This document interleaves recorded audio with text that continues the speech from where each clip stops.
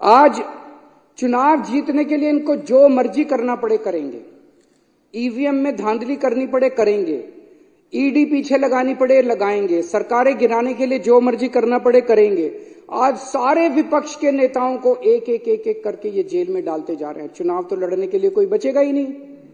आज इन्होंने अभी थोड़े दिन पहले कांग्रेस पार्टी का अकाउंट फ्रीज कर दिया। अब चारों तरफ चर्चा है अगला आम आदमी पार्टी का अकाउंट फ्रीज करने जा रहे हैं।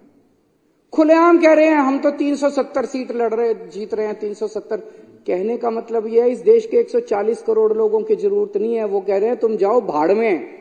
140 करोड़ लोग गए तेल लेने, हमें तुम्हारी जरूरत नहीं है और ना तुम्हारा वोट चाहिए, घर बैठना।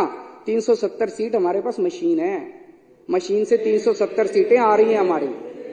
जिस दिन इस देश के अंदर लोगों की जरूरत ना पड़े, जनतंत्र के अंदर वोटों की जरूरत ना पड़े, देश ही नहीं बचेगा।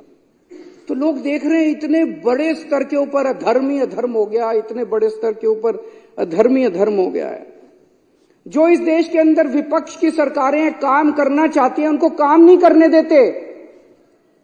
इससे बड़ा अधर्म क्या होगा कि गरीबों की दवाइयां रोक दी गई, अस्पतालों के अंदर गरीबों की दवाइयां रोक दी गई, गरीबों के टेस्ट रोक दिए गए, गरीबों को मरने के लिए सड़कों के ऊपर बेहाल छोड़ दिया गया।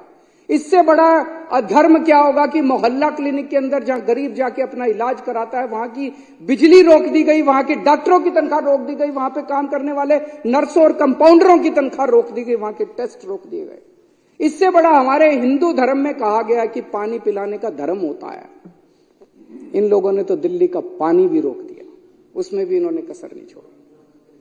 तो लोग देख रहे हैं जितनी सरकारें हैं पंजाब के अंदर, हम जितने काम करने की कोशिश करते हैं, पंजाब भगवान की दुआ से फुल स्टेट है, उतना ये नहीं कर पाते, वहां भी इन्होंने हस्तक्षेप करने में कोई कसर। जितनी ऑपोजिशन नहीं, तमिलनाडु के ले लो, वेस्ट बंगाल के ले लो, केरला की ले लो, कर्नाटक की ले लो, हर जगह ये लोग अपना टांग अड़ाते हैं, काम नहीं करने देते लोग। आज हमारे किसान दिल्ली आना चाह रहे हैं, बताओ क्या कसूर है जी? दिल्ली तो कोई भी आ सकता है, दिल्ली तो देश की राजधानी है, उनके पास कोई हथियार नहीं है, कुछ नहीं, आने दो दिल्ली में। हमने भी तो रामलीला मैदान में आंदोलन किया था, रामलीला मैदान दे दो, बैठ जाएंगे बेचारे। अपना अधिकार, अपनी आवाज उठाने का तो सबको अधिकार है आर्टिकल 19 के अंदर संविधान के। किसानों को नहीं आने देते, ना उनकी फसलों का दाम। वो क्या मांग रहे हैं? वो कह रहे हैं कि हम जो फसल पैदा करते हैं हमें अपनी फसलों का पूरा दाम मिलना चाहिए। बिल्कुल मिलना चाहिए, फसलों का दाम भी नहीं देंगे, प्रोटेस्ट भी नहीं करने देंगे। आज इस देश का युवा बेरोजगार है, उसको नौकरी देने के इनके पास कुछ नहीं है, दर दर की ठोकरें खा रहा है। व्यापारी बुरे हाल है, महिलाएं, उनका घर का खर्चा नहीं चल रहा, महंगाई इन लोगों ने इतनी ज्यादा कर दी। और एक गरीब दिल्ली के अंदर हम देख रहे हैं कि झुग्गियां एक के बाद एक झुग्गियां तोड़ी जा रही है। तो खुलेआम इतना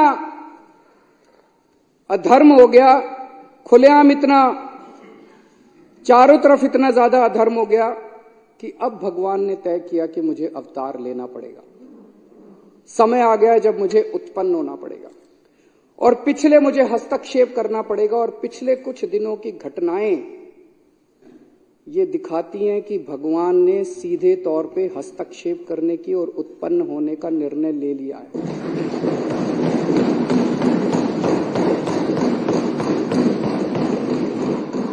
30 जनवरी को चंडीगढ़ में मेयर का चुनाव हुआ। सुबह वोटिंग पड़ी, वोटिंग पढ़ने के बाद एक प्रिजाइडिंग ऑफिसर था, पीठासीन अधिकारी अनिल मसीह, इन्हीं का आदमी था। अनिल मसीह तो मोहरा है, पीछे तो वो हैं, उन्हीं का आदमी था। उस दिन इन लोगों ने तय किया कि आज उस हॉल के अंदर द्रौपदी का चीरहरण करेंगे। उन लोगों ने, इन कौरवों ने तय किया कि आज हम जनतंत्र का, भारतीय जनतंत्र का चीरहरण करेंगे। पूरी प्लानिंग करके आए थे। उसने तय किया कि मैं असली वोटों के ऊपर उनको ठप्पे मार मार के, डिफेस कर करके उनको इनवैलिड घोषित कर दूंगा और हारे हुए को जिता दूंगा। अब वहां पे श्री कृष्ण जी पहुंच गए द्रौपदी का चीरहरण रोकने के लिए। उस कमरे में दिखाई नहीं दिए किसी को, दृश्य थे, लेकिन थे वहां पे। आप लोगों ने अगर वीडियो में देखा हो, वीडियो में वहां जितने बीजेपी वाले मौजूद थे सारे कह रहे हैं कैमरे ऑफ करो, कैमरे। देखे आपने वीडियो? सारे चिल्ला रहे हैं कैमरे ऑफ करो, कैमरे ऑफ करो। कैमरे ऑफ क्यों नहीं हुए? श्री कृष्ण जी वहां मौजूद थे, उन्होंने कैमरे ऑफ किए। इन्होंने पूरी कोशिश करी, उन्होंने पूरी कोशिश करी कैमरे ऑफ करने की, उस दिन कैमरे ऑफ नहीं हुए। ये कोई संयोग नहीं है, ये ऊपर वाले का इशारा है, ऊपर वाले का। इतनी बड़ी दुनिया की सबसे बड़ी पार्टी जो पूरे दुनिया के अंदर, हम तो सबसे बड़ी पार्टी, सबसे बड़ी पार्टी को 5 मिनट के अंदर भगवान ने पूरे देश के सामने बेनकाब कर दिया। जो लोग द्रौपदी का चीर हरण करने आए थे, जो लोग भारतीय जनतंत्र का चीर हरण करने आए थे, भगवान श्री कृष्ण ने उनको पूरे देश के सामने उनका चीर हरण करके छोड़ा। और अध्यक्ष महोदय, उसके बाद की जो घटनाक्रम है, जिस तरह से सुप्रीम कोर्ट के अंदर ये मामला चला, हम लोग अदालतों को मंदिर की तरह मानते हैं। न्याय देना भगवान का काम है, न्याय भगवान देता है। इसलिए जज को भगवान का, जब जज अपनी कुर्सी पे बैठ के फैसले सुनाता है तो कहा जाता है कि एक तरह से भगवान फैसला सुना रहा है। लेकिन कल जो कुछ सुप्रीम कोर्ट के अंदर घटा, वो उससे कुछ ज्यादा ही बड़ा था। ऐसे लगा जैसे उस सुप्रीम कोर्ट के अंदर भी कहीं ना कहीं श्री कृष्ण मौजूद थे। ऐसे लगा जैसे वहां सुप्रीम कोर्ट के अंदर भी भगवान मौजूद थे। ऐसे लगा जैसे चीफ जस्टिस ऑफ इंडिया के अंदर भगवान बोल रहे थे। ऐसे लगा जैसे चीफ जस्टिस ऑफ इंडिया के जुबान के ऊपर भगवान बैठे हुए थे, भगवान उनके जरिए बोल रहे थे।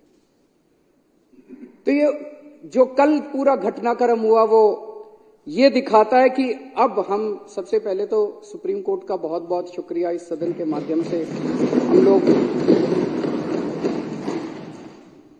हम इस सदन के माध्यम से सुप्रीम कोर्ट का शुक्रिया अदा करना चाहते हैं, उस पूरी बेंच का शुक्रिया अदा करना चाहते हैं, खासकर चीफ जस्टिस ऑफ इंडिया का शुक्रिया अदा करना चाहते हैं, जिन्होंने इतने कठिन समय के अंदर हमारे देश को, जनतंत्र को बचाने का काम किया। आज पूरे देश के सामने भगवान ने बेनकाब करके एक साफ साफ मैसेज दे दिया। भगवान ने, बीजेपी चुनाव जीतती नहीं है, बीजेपी चुनाव चोरी करती है। पूरे देश के सामने सबने वीडियो देखा है, सबने किस तरह से सुप्रीम कोर्ट का आदेश सुना है, सबने पूरे पिछले 1 महीने के घटनाक्रम ने पूरे देश के सामने इस पार्टी का चीर हरण करके छोड़ दिया कि बीजेपी चुनाव जीतती नहीं है, बीजेपी चुनाव चोरी करती है। ये कोई संयोग नहीं है कि एक छोटा सा चुनाव, चंडीगढ़ के मेयर का चुनाव क्या होता है, कुछ भी नहीं होता। हमने तो ऐसे सोचा था उस दिन की ऐसे ही हो जाएगा। हमें तो एक छोटे से चुनाव ने पूरे देश के अंदर सारे देश को हिला दिया। कुछ ना कुछ तो भगवान बताने की कोशिश कर रहे हैं, संदेश देने की कोशिश कर रहे हैं। तो भगवान का संदेश है, मैं आ गया हूं।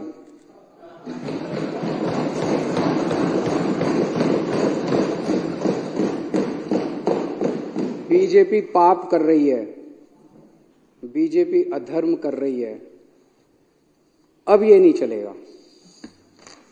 जिन लोगों को लगता था बीजेपी हार नहीं सकती, भगवान ने दिखा दिया कि अगर चंडीगढ़ के मेयर का चुनाव हार सकती है तो बीजेपी देश का चुनाव भी हार सकती है।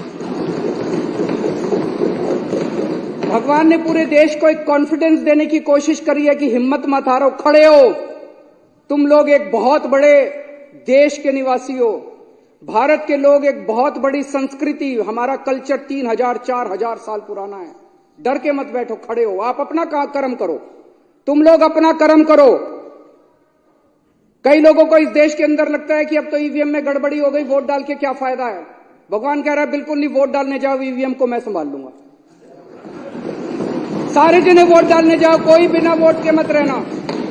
वोट डालने जाओ, आवाज उठाओ, प्रदर्शन करो, इनके खिलाफ खड़े हो, भगवान तुम्हारे साथ है। जैसे भगवान ने इनको बेनकाब किया चंडीगढ़ के चुनाव में, भगवान आने वाले समय में भी इनको बेनकाब करेगा और सत्य का साथ देगा। हताश होकर मत बैठो। ये धर्म और अधर्म की लड़ाई है, ये पाप और पुण्य की लड़ाई है। अब आप लोगों को तय करना है कि आप धर्म के साथ हो कि आप अधर्म के साथ हो, आप पाप के साथ हो कि आप पुण्य के साथ हो। जब पांडवों को वनवास जाना पड़ा तो एक बार तो लगा कि अधर्म जीत गया, जब भगवान राम को वनवास जाना पड़ा एक बार तो लगा कि अधर्म जीत गया। जब दुर्योधन का राज्य आया, जब कंस का राज्य आया, जब रावण की अति हुई तो एक बार तो लगा कि अधर्म जीत गया, लेकिन अंत में तो धर्म जीता।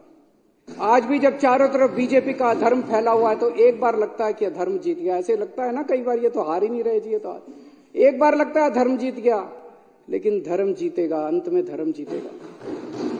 जो जो धर्म के साथ हैं, जो जो देशभक्त हैं, जो जो पुण्य के साथ हैं, जो जो लोग भगवान राम के भक्त हैं, जो जो शिव जी के भक्त हैं, जो जो हनुमान जी के भक्त हैं, जो जो श्री कृष्ण के भक्त हैं, वो देश के साथ हैं और बीजेपी के खिलाफ हैं।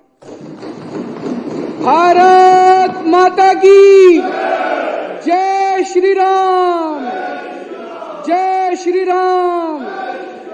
महोदय, गीता में एक श्लोक है, यदा यदा हि धर्मस्य ग्लानिर्भवति भारत अभ्युत्थानम धर्मस्य तदात्मानं सृजाम्यहम्। इस श्लोक का मतलब है भगवान श्री कृष्ण अर्जुन कोई नहीं कह रहे, अर्जुन के जरिए पूरी सृष्टि को कहने की कोशिश कर रहे हैं कि जब जब पृथ्वी के ऊपर धर्म को कुचला जाएगा और जब जब अधर्म बहुत ज्यादा हो जाएगा, तब तब मैं उत्पन्न होऊंगा, तब तब मैं अवतार लूंगा। एक तरह से भगवान ने मानव जाति को एक बहुत बड़ा भरोसा दिया है। कई ऐसे मौके आते हैं मानव इतिहास में जब अधर्म बहुत ज्यादा हो जाता है, बहुत ज्यादा हो जाता है, और लोगों को लगने लगता है कि सच्चाई से कुछ नहीं होगा, ईमानदारी से कुछ नहीं होगा, अधर्म करने से ही होगा। चारों तरफ अधर्म का बोलबाला हो जाता है, आदमी, अच्छे लोग उम्मीद खो बैठते हैं। ऐसे मौकों के लिए भगवान ने इस मानव जाति को ये भरोसा दिया है कि अगर ऐसा मौका आएगा तब तब मैं मानव जाति के कल्याण के लिए और मानव जाति को उस परिस्थिति से निकालने के लिए मैं अवतार लूंगा या उत्पन्न होऊंगा। ये बहुत बड़ा भरोसा है भगवान का मानव जाति को। आज हमारे देश के अंदर जो घटित हो रहा है ये कुछ उसी तरह की परिस्थिति है। चारों तरफ अधर्म का बोलबाला है, चारों तरफ इतना अधर्म हो गया है, इतना अधर्म हो गया है, चारों तरफ इतना अधर्म का बोलबाला है कि लोगों को लगने लगा है, आपस में चर्चा करने लगे हैं कि यार अब ईमानदारी से कोई फायदा नहीं है, अब सच्चाई से कोई फायदा नहीं है, सच्चाई के रास्ते पे चलने से कोई फायदा नहीं है। और लोग देख रहे हैं इतने बड़े बड़े षड्यंत्र चल रहे हैं, इतने बड़े बड़े कुकर्म चल रहे हैं, बड़े से बड़े स्तर के ऊपर चल रहे हैं। जो लोग कुकर्म कर रहे हैं लोग देख रहे हैं उनकी तो तरक्की हो रही है, जो लोग अधर्म कर रहे हैं लोग देख रहे हैं उनकी तो तरक्की हो रही है। देश में 75 साल के बाद इस देश के गरीब बच्चों को अच्छी शिक्षा और अच्छे भविष्य की उम्मीद देने वाला मनीष सिसोदिया आज जेल के अंदर है, धर्म जेल के अंदर है, और हमारे देश की बेटियों को, मां बहनों को छेड़ने वाला ब्रजभूषण सिंह सत्ता भोग रहा है, सत्ता का सुख भोग रहा है। आज इस देश के अंदर मोहल्ला क्लिनिक बनाने वाला, गरीबों को दवाइयां दिलवाने वाला सतिंदर जैन जेल के अंदर है, और चुन चुन के इस देश के सबसे बड़े कुकर्मी, सबसे भ्रष्टाचारी हेमंत बिश्व शर्मा, शुभेंदु अधिकारी, मुकुल रॉय, नारायण राणे, भावना गावली, अशोक चौहान, यशवंत यादव, यामिनी यादव, छगन भुजबल, अजीत पवार, प्रफुल्ल पटेल, गोपाल कांडा, पता नहीं इतनी लंबी लिस्ट है। चुन चुन के इस देश के सबसे कुकर्मी और सबसे भ्रष्ट लोगों को अपनी पार्टी में शामिल करा के वो सत्ता का सुख भोग रहे हैं। ईमानदार लोग जेल के अंदर हैं। आज इतना ज्यादा अधर्म हो गया है, चारों तरफ इतना अधर्म का बोलबाला हो गया है, खुलेआम एमएलए को खरीदा जा रहा है। हमारे एमएलए को 25-25 करोड़ रुपए ऑफर किए गए, एमएलए को खरीद खरीद के खुलेआम सरकारें गिराई जा रही हैं। कर्नाटक में एमएलए खरीदे गए, गोवा में एमएलए खरीदे गए, महाराष्ट्र में एमएलए खरीदे गए, मध्य प्रदेश में एमएलए खरीदे गए, नॉर्थ ईस्ट के अंदर एमएलए खरीदे गए, उत्तराखंड में एमएलए, खुलेआम एमएलए खरीदे जा रहे हैं। करोड़ों करोड़ों रुपए के काले धन से एमएलए खरीदे जा रहे हैं। सरकारें खुलेआम गिराई जा रही हैं। लोगों का विश्वास खत्म होता जा रहा है धर्म से। चारों तरफ इतना धर्म का बोलबाला हो गया है। और ये जो चंडीगढ़ में हुआ, चंडीगढ़ के अंदर इनके अधिकारी ने वोट में गड़बड़ करके भारी बहुमत से जीतने वाले व्यक्ति को हरा दिया और हारने वाले व्यक्ति को जिता दिया। पाकिस्तान में भी तो यही हुआ। पाकिस्तान के अंदर भी तो रावलपिंडी के उस इलेक्शन कमिश्नर की आत्मा जाग गई जिसने आके कहा कि हमने भारी बहुमत से उन लोगों को हरा दिया जो भारी बहुमत से जीत रहे थे, और उनको जिता दिया जो हार रहे थे। तो ये तो इन लोगों ने हमारे देश को पाकिस्तान बना दिया। 75 साल के अंदर जो इस देश ने अचीव किया था, हासिल किया था, कड़ी मेहनत से इस देश के 140 करोड़ लोगों ने मेहनत करके इस देश के अंदर हासिल किया था, और एक झटके के अंदर इन लोगों ने सब कुछ खत्म कर दिया।